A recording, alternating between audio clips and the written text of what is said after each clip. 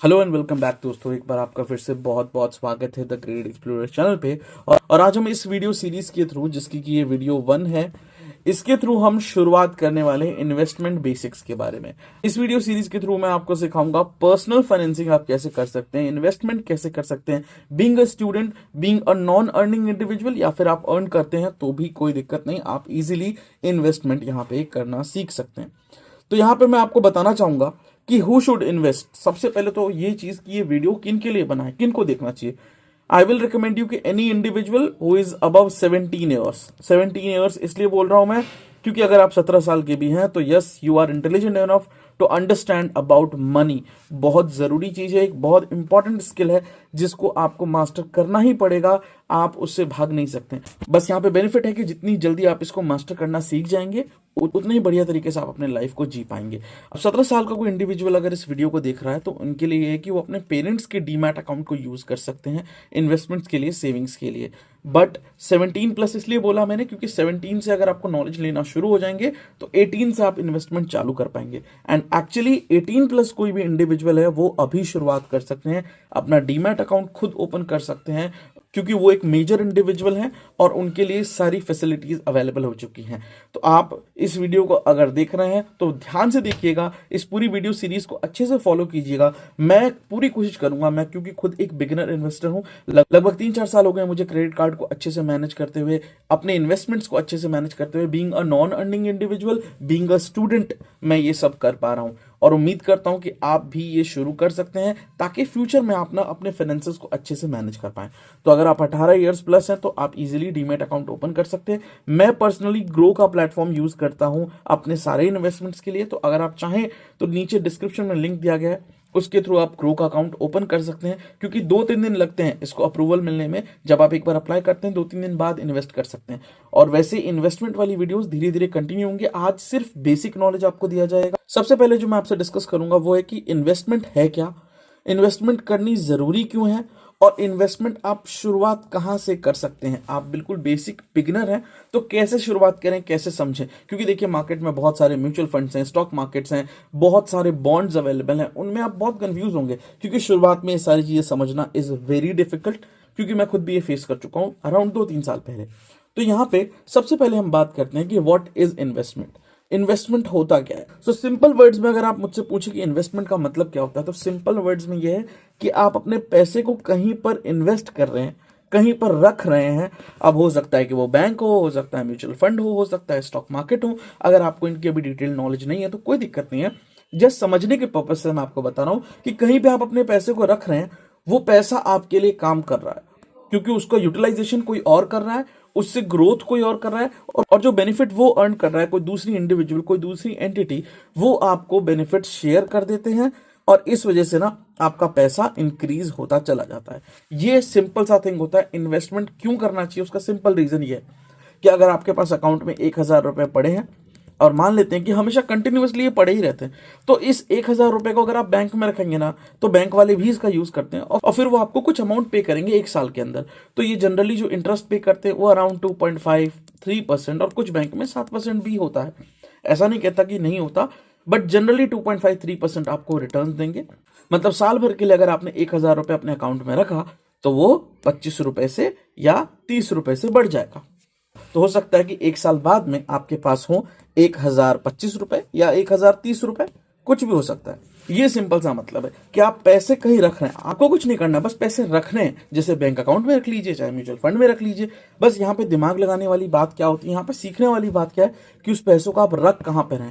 This is one of the most important thing, और यही decide करता है कि आपको रिटर्न्स यानी कि इंटरेस्ट यानी कि आपको जो अर्निंग होगी वो कितनी होने वाली, ये डिसाइड करता है। जैसे म्यूचुअल फंड में अगर हम बात करें तकरीबन 12% आपको इंटरेस्ट मिल जाएगा। जैसे मैंने सेविंग्स अकाउंट में आपको बताया कि 2.5-3% आपको इंटरेस्ट देते हैं, यहाँ पे आपको 12% मिल रहा है। तो यहाँ पे सिंपली 1,000 रुपए अगर आप एक म्यूचुअल फंड में रखते हैं 1 साल के लिए, तो 12% के हिसाब से तकरीबन आपको 120 रुपए 1 साल के अंदर कमा करके देगा। यहाँ पे आप देख सकते हैं 25 या 30 रुपए आप 1 साल में अर्न करने हैं। तो जैसे कि मैंने आपको बताया, पैसे आप कहाँ पे रख रहे हैं, कहाँ पे इन्वेस्ट कर रहे हैं, वो सबसे बड़ा खेल है, उसको ही समझना कंपलसरी है। अब इसमें दिक्कत क्या है ना कि आप पैसे रखते तो हैं, पर उसके साथ में एक रिस्क इन्वॉल्वमेंट भी आता है। हो सकता है आपका पैसा अगले साल एक 12% से बढ़ा नहीं, मार्केट गिरने की वजह से वो घट गया, हो सकता है 5% घट गया तो आपको नेगेटिव रिटर्न्स मिलेंगे। आपके 1,000 रुपए अगर 5% से कम हो गए तो आपको 950 रुपए ही रह जाएंगे आपके पास में। बट यहाँ पर ना बैंक वाले में बहुत सेफ्टी होती है, ये इंटरेस्ट रेट आपको मिलेगा ही मिलेगा, फिक्स्ड, एकदम फिक्स्ड है। ये वाला इंटरेस्ट रेट आपको मिलेगा ही मिलेगा, मतलब 1 साल बाद आपके पास 1,025 से 1,030 रुपए होंगे ही होंगे। बट म्यूचुअल फंड में थोड़ा फिक्स नहीं होता। पर यहाँ पे अगर आप लॉन्ग टर्म में इन्वेस्टमेंट करते हैं म्यूचुअल फंड्स के अंदर तो यस, ये थोड़ा सा सेफ रहता है। अब यहाँ पर ना इस वीडियो के अंदर आप बहुत सारी थ्योरेटिकल नॉलेज ले तो लेंगे, बट जब तक आप शुरुआत नहीं करेंगे ना इन्वेस्टमेंट करना, तब तक आपको कभी भी ये थ्योरेटिकल नॉलेज अच्छे से समझ में नहीं आएगी। क्योंकि मैं शुरुआत में ये फेस कर चुका हूँ। शुरू में जब पर्सनली मुझे ऐसा इंटरेस्ट हुआ था इसके अंदर, मैंने बहुत वीडियोस देखी, मुझे कुछ समझ ही नहीं आ रहा था। मुझे लगता था यार क्या बोल गए, इतने सारे डिटेल, इतने सारे नए वर्ड्स, इतनी सारी चीजें समझा गए, इतने सारे टर्म समझा गए, क्या बोल गए, मुझे समझ नहीं आ रहा। तो इसका सबसे सिंपलेस्ट तरीका होता है कि आप खुद इन्वेस्ट करें और खुद से सीखिए। लर्न बाय योरसेल्फ सबसे ज्यादा इफेक्टिव यही चीज है, इसके थ्रू आप सबसे अच्छे से सीख पाएंगे। अब लर्न करने के लिए ना यहाँ पे दिक्कत क्या है, आपको पैसे कुछ खर्च करने होते हैं। खर्च इन द सेंस कहीं खर्च नहीं करने, आपको यहाँ पे यूटिलाइज करने होंगे। आपको अपने 100 रुपए, 150 रुपए, 200 रुपए, 500 रुपए, जितनी भी आप कर सकते हैं, मिनिमम 100 रुपीज रिक्वायरमेंट होता है। मिनिमम 100 रुपीज आपको इन्वेस्ट करना है। जैसे ही इसको आप इन्वेस्ट करेंगे ना, आपको नॉलेज आएगी धीरे धीरे। जब ये पैसा ग्रो होता हुआ नजर दिखेगा तो आप इस अमाउंट को इंक्रीज भी करेंगे, इसके बारे में और इन्फॉर्मेशन भी लेंगे कि ये पैसे बढ़ क्यों रहे हैं, कैसे बढ़ रहे हैं, क्या कारण है इनके बढ़ने का और कितना तगड़ा बढ़ सकते हैं। आप ये सब कुछ धीरे धीरे खुद रिसर्च करेंगे और आपको अच्छी नॉलेज होने लग जाएगी। बाकी और एडिशनल बेनिफिट्स के लिए, बाकी और एडिशनल इन्फॉर्मेशन के लिए ये चैनल क्रेडिट एक्सप्लोरर अवेलेबल है। यहाँ पे आपको अच्छे से इन्फॉर्मेशन शेयर की जाएगी, एकदम कंप्लीटली अनबायस्ड, सिर्फ आपके पर्सपेक्टिव से सोच करके मैं यहाँ पे चीजें डिस्कस करने वाला हूँ। बिल्कुल भी मैं किसी ब्रांड की तरफ टिल्ट नहीं होऊंगा, मेरे सारे ओपिनियंस आपकी तरफ टिल्टेड होंगे, आपकी तरफ बायस्ड होंगे। इवन मुझे पेड प्रमोशन का ऑप्शन भी आएगा, तभी आप ध्यान रखिएगा कि मैं हमेशा आपके पर्सपेक्टिव से सोच करके ही आपको चीजें रिकमेंड करूंगा।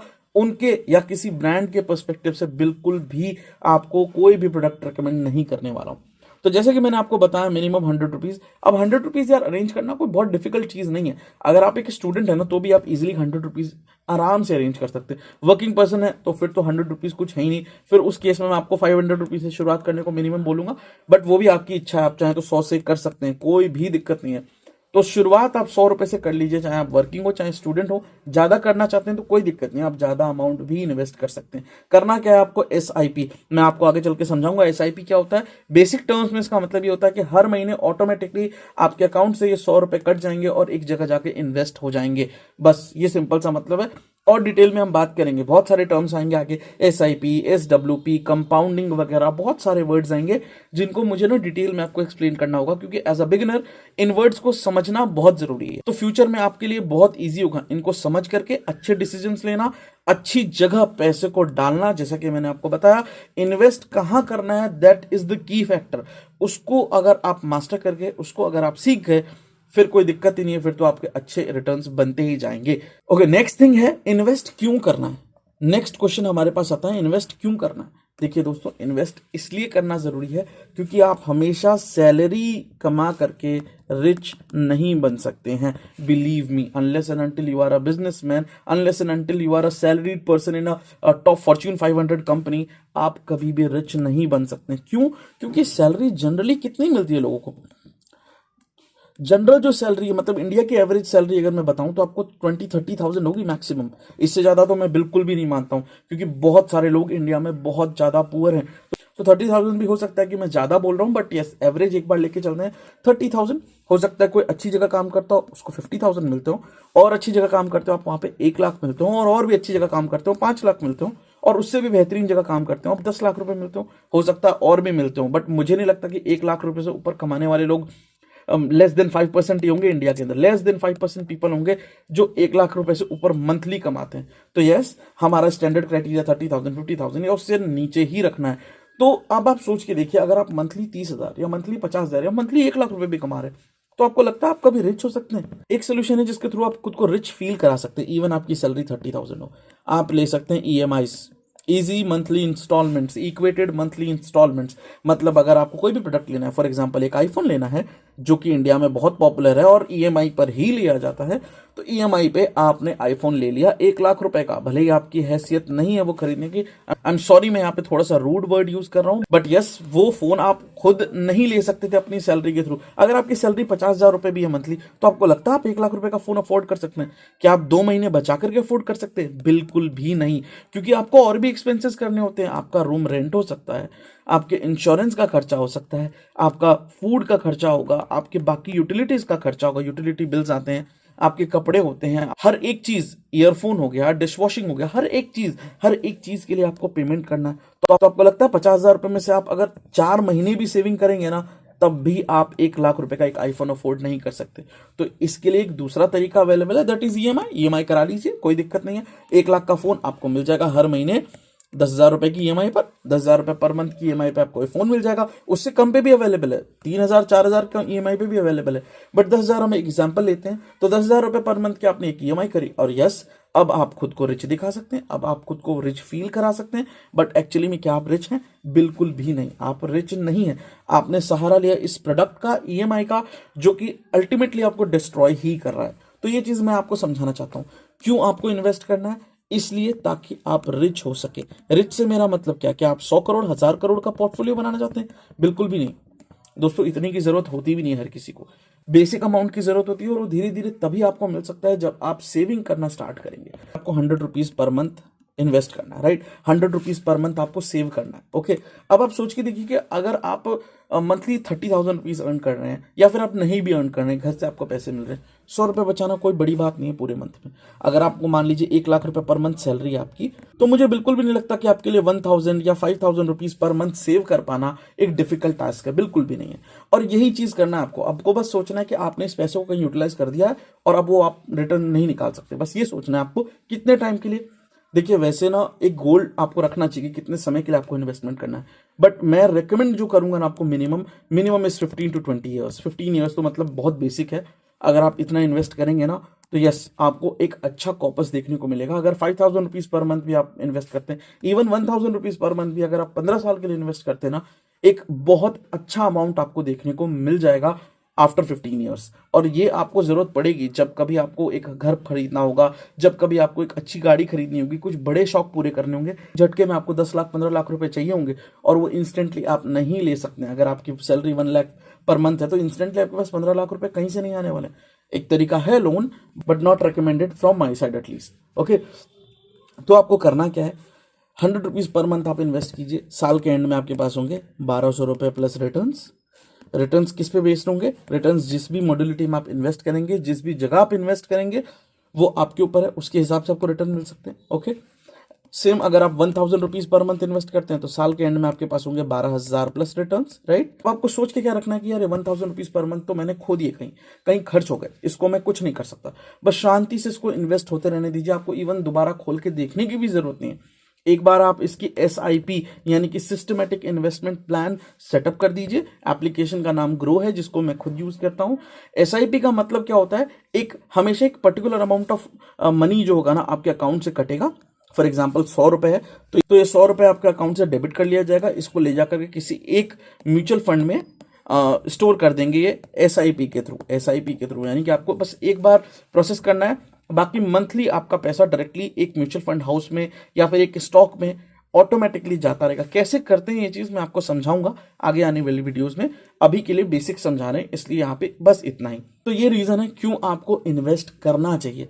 तो मैंने 2 टॉपिक्स कवर कर दिए कि what is investment and why to invest. Next is where to invest. अब देखिए, इन्वेस्टमेंट करने के लिए ना आपके पास बहुत सारे ऑप्शन अवेलेबल होते हैं। सबसे पहले सेविंग्स अकाउंट। सेविंग्स अकाउंट भी एक तरीके का इन्वेस्टमेंट है, absolutely. Next is gold purchase करना, यस, एक इन्वेस्टमेंट है, क्योंकि इस पे भी आपको रिटर्न्स मिलते हैं। बॉन्ड्स परचेज करना, बॉन्ड्स अगर आप अभी नहीं समझते तो कोई दिक्कत नहीं है, बस एज अ नाम याद कर लीजिए। FD फिक्स डिपॉजिट जरूर सुना होगा आपने, उसमें पैसों को इन्वेस्ट करना, तो वहां पे भी आपको रिटर्न्स मिलेंगे। Mutual fund, yes, mutual fund को ही म्यूचुअल फंड SIP भी बोलते हैं। ओके, इसमें कंफ्यूज होने की जरूरत नहीं है। कई लोगों को ना SIP एक अलग चीज लगती है, म्यूचुअल फंड एक अलग चीज होती है। SIP एक प्रोसेस है, म्यूचुअल फंड वो जगह है जहां इस प्रोसेस के थ्रू आपका पैसा आता है। ये ध्यान रखना, ये दोनों चीजें अलग अलग नहीं है। कोई बोलता है मैंने SIP करी हुई है, कोई बोलता है मैंने म्यूचुअल फंड में इन्वेस्ट किया हुआ है, दोनों एक ही चीज है। आपको यही समझना है, right? Next we have stocks का ऑप्शन आपके पास अवेलेबल है, और यहाँ पे भी आप एसआईपी यूज कर सकते हैं। नाउअडेज एसआईपी फीचर अवेलेबल हो गया है स्टॉक के लिए, मतलब आप एक सर्टेन अमाउंट मंथली ऑटोमेटिकली आप स्टॉक में इन्वेस्ट कर सकते हैं। इन सभी को मैं एक्सप्लेन करूंगा आगे चल के, डोंट वरी। एंड यहाँ पे आप क्रिप्टो को यूज कर सकते हैं, जो कि मैं हाईली रिकमेंड नहीं करूंगा आपको, अनलेस एंड अनटिल आप अच्छा खासा अमाउंट अर्न करते हैं और अच्छा खासा यहाँ पे इन्वेस्ट कर सकें, क्योंकि छोटे अमाउंट पे बेनिफिट आपको ज्यादा मिलेगा नहीं, और बड़े अमाउंट पे मैं रिस्क लेने को आपको रिकमेंड नहीं करूंगा। बाकी आप रियल स्टेट में इन्वेस्ट कर सकते हैं, है ना, रियल स्टेट अवेलेबल है जिसके थ्रू आप रेंटल यील्ड अर्न कर सकते हैं। बहुत सारे तरीके हैं, राइट। बट मेजरली हम जिनकी बात करेंगे वो होगी म्यूचुअल फंड, स्टॉक्स। मेजरली मैं इनकी ही बात करूंगा हमारे चैनल पे। बाकी और भी डिटेल्स आपको चाहिए हो तो यस, आप हमें कमेंट बॉक्स में नीचे लिख सकते हैं। मैं पूरी कोशिश करूंगा कि आपको डिटेल्ड में उन पे भी वीडियोस दे दूं। सो आई थिंक मैंने आपको बेसिक इन्फॉर्मेशन शेयर कर दिया है। कोई क्वेरी हो तो नीचे कमेंट बॉक्स आपके लिए ओपन है, वहां पे आप कमेंट कर लीजिएगा। ग्रो का अगर आप अकाउंट अप्लाई करना चाहते हैं उसका भी लिंक नीचे डिस्क्रिप्शन में, जरूर जाके अप्लाई कर लीजिएगा। तो ये 3 पॉइंट्स आज मुझे आपको एक्सप्लेन करने थे बेसिक नॉलेज के लिए, ताकि आप प्रिपेयर हो सकें इन्वेस्टमेंट के लिए। मैं आपको हाईली रिकमेंड करूंगा कि आप इन्वेस्टमेंट अभी से स्टार्ट कर दीजिए, एटलीस्ट नॉलेज लेना शुरू कर दीजिए। 100 रुपए a month is not a big deal. I think इतना कोई बहुत हैवी अमाउंट नहीं है जिसको कि आप मैनेज ना कर पाए। और यस, आप शुरुआत कीजिए, डेफिनेटली आपको फ्यूचर में बेनिफिट्स देखने को मिलेंगे, ये मेरी गारंटी है। यहाँ पे आप कंप्लेन कर सकते हैं नीचे कमेंट सेक्शन में, और हाँ, मैं कमेंट्स डिलीट नहीं करता, इवन नेगेटिव कमेंट्स भी मैं कभी डिलीट नहीं करता। तो यस, आप कंप्लेन कर सकते हैं अगर आपको कुछ भी गलत लगता है, ऐसा कुछ गलत मैंने आपको एक्सप्लेन करा हो या कुछ गलत बताया हो। एंड इसी के साथ that is all. Thank you and subscribe.